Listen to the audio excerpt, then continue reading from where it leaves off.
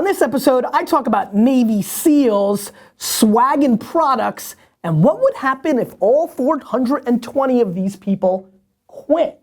You ask questions, and I answer them. This is the Ask GaryVee Show.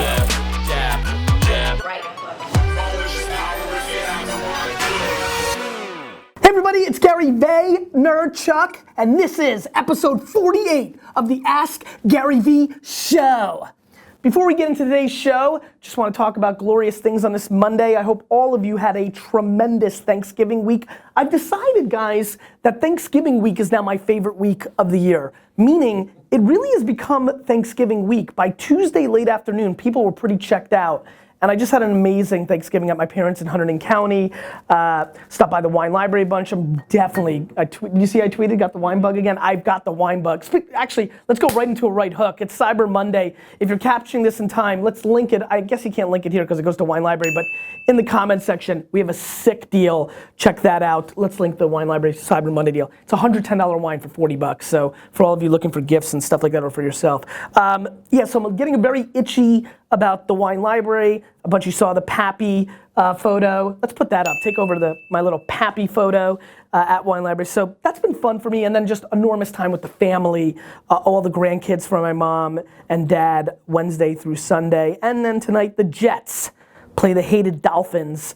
I'm excited about that. So I'll be going to that Monday night game. And let's get into the show. Blue Stripe Creative asks, how much, if any, time should be spent on your competition? Or should you just be focused on making your own path? Blue Stripe, I'm super pumped you asked this question because I was talking with my dad all weekend about Wine Library and with that bug, and I reminded him, and AJ was there to kind of talk about what I've done with Vayner over the last 3 months. I literally spend Robert Parrish, 00 on my competition. I could care less. I spend all my time on people, my team, where we're going. You know, do I know what the competition's doing? At some level, a little bit, contextually, but I never go deep. It's all headline reading. I know who's making some buzz and some noise, but I gotta tell you, I truly believe that the biggest mistake so many companies and entrepreneurs make is looking around them. We've talked about looking back, seeing who's behind you. You know, I just don't do those things. It's full steam ahead. I feel like if I take care of my domain, I win. As a matter of fact, I also do it as a little razz, as a little sizzler. Like, people are pissed. My competitors are mad when they meet me in social settings, and I'm very cordial, I'm a good guy, even though I wanna slice their neck, you know, in a business sense, not real life. They actually, if they speak to me for 5 or 10 minutes, somewhere in that 10 minutes realize I don't know what they're up to, and it kind of hurts them. I find it to be a competitive advantage. I really find not paying attention to your competitor as a competitive advantage in a world where many of you are watching this right now and think it's a weakness to not know what's going on. I'm a flip, my friends, I'm a flip. Jamie asks, who would you recommend pitching an app idea to? What steps would you recommend? Jamie, this is an awkward question. Let's get an awkward alert here. I don't know what you're gonna come up with, guys, but I'm excited to see it. You know, so on my awkward alert, I mean, I don't even know what this means. I mean, this is such a basic question. I don't know why Steve loves this. He was like, I love this question. I don't love this question. Meaning, I don't know, who do you recommend pitching an app to? Well, first, if you need money, you pitch it to money people, angel investors, VCs. If you need press to get awareness, because now you're out, you pitch it to the media and press opportunities, influencers. Listen, we know how much I love the reverse engineer thing. Actually, I want to make this a crazy link up episode. Don't we have like 4? This is going to take you a while to get up, D-Rock. The Cyber Monday wine is going to be completely sold out by the time this episode gets up. Let's put up the reverse engineer hoodie specifically, because that's the one I rock to the page. You know, who do you pitch it to? Whoever you need at that moment. Everything you do in business life needs to be really strategic, meaning it's gotta make sense. When you're, you know, who do you pitch an app to? You have an idea, but you can't code or create an app for crap, so you need to pitch a co-founder or a dev shop that you don't want to charge you a lot of money to actually build it. Then you need money. I already answered that. Then you need to get it out there. I already answered that. Then you need to sell it. So then you pitch your app to a strategic buyer. This is a very, very, and I don't want to pick on you. This is more, show Steve. This is more on. Can I defend myself? Yes. Okay.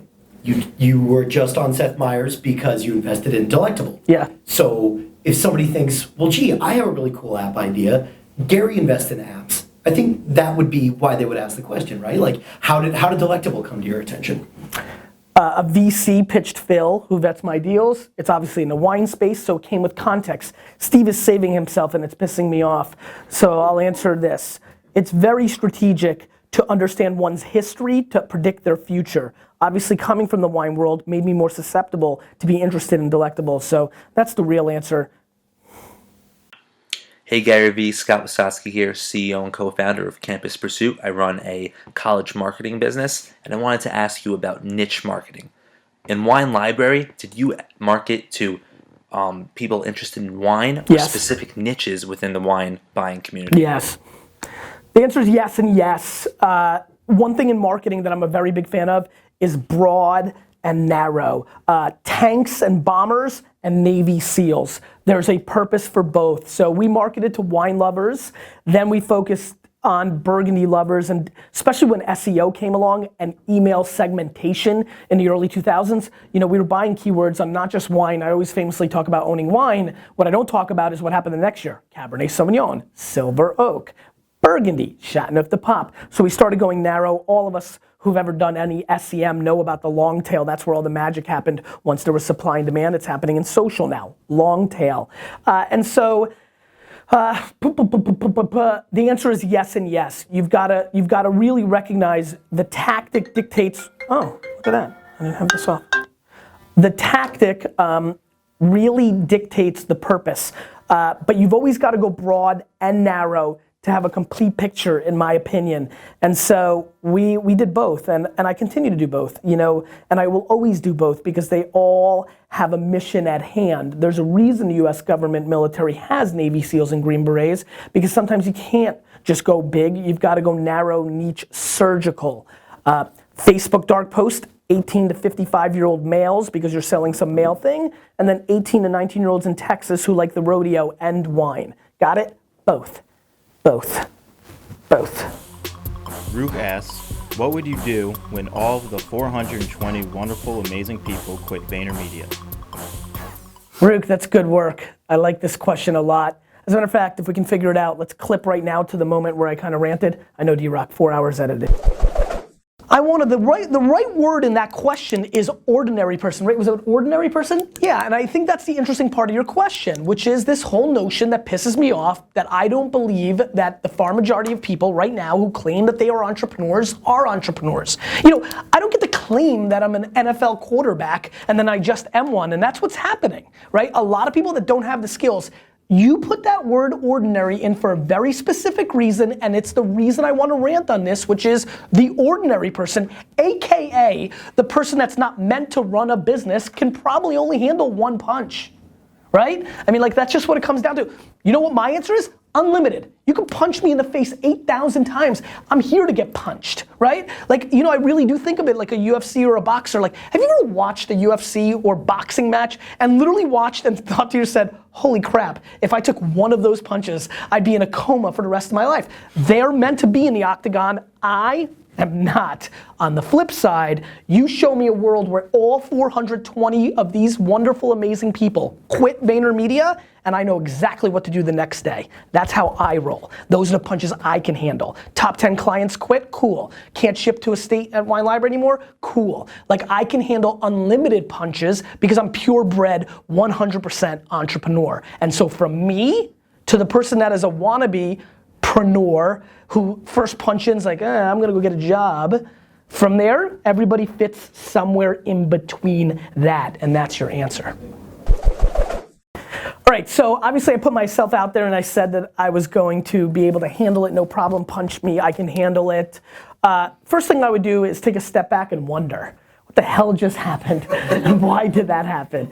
But theoretically, if it was in a positive standpoint, what I would do is I would take advantage of everything I've learned for the last 5 years, and I would decide, do I want to build back up VaynerMedia, or do I want to do something else? And what I mean by that, and this is why this is going to go a little bit deeper philosophically, I would not make an emotional decision. If it happened in a way that hurt my feelings, I wouldn't go the route of, I'll show them, even though that's what I referred to in the last episode, and then go out and rebuild it and start over. Now, I may want to do that to stick it back and show that I could do it, but one of the things I take enormous pride in is that I am capable of taking a step back and not making the emotional decision. And so this is the real answer, Rook. What I would do is I would say, okay, what do I want to do now? Do I want to go and rebuild VaynerMedia? I probably call it Chuck Media, C-H-U-K, just to get the heebie-jeebies out of the 420 leaving. Or is there something else on my plate that I've learned from now?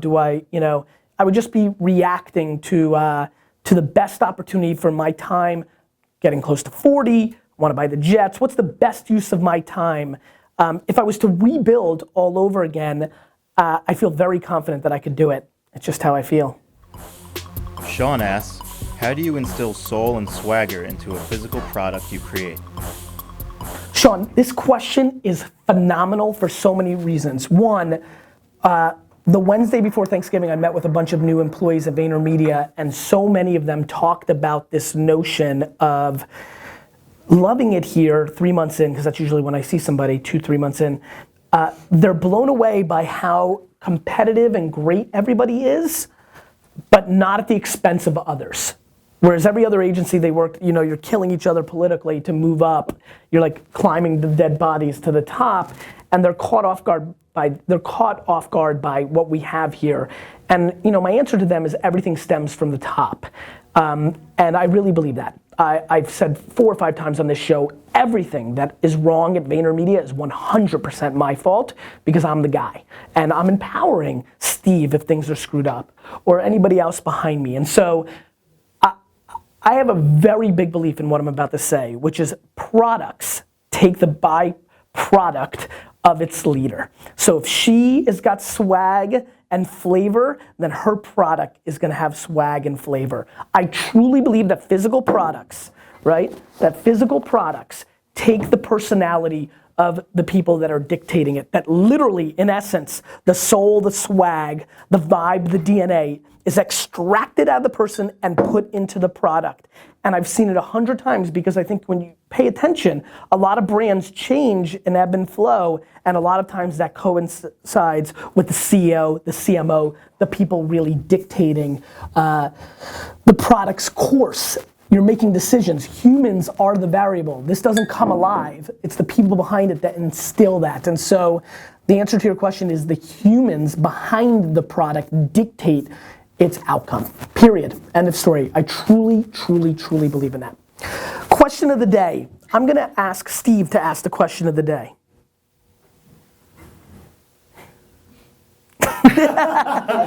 How was your Thanksgiving? That was very sweet. You keep asking questions, I'll keep answering them. By the way, quick little question of the day. Give me your Jets Dolphins prediction. If you're right, you can get drunk. Oh crap, wait, subscribe! I need subscriptions because I can't push this many right hooks in social, so subscribe!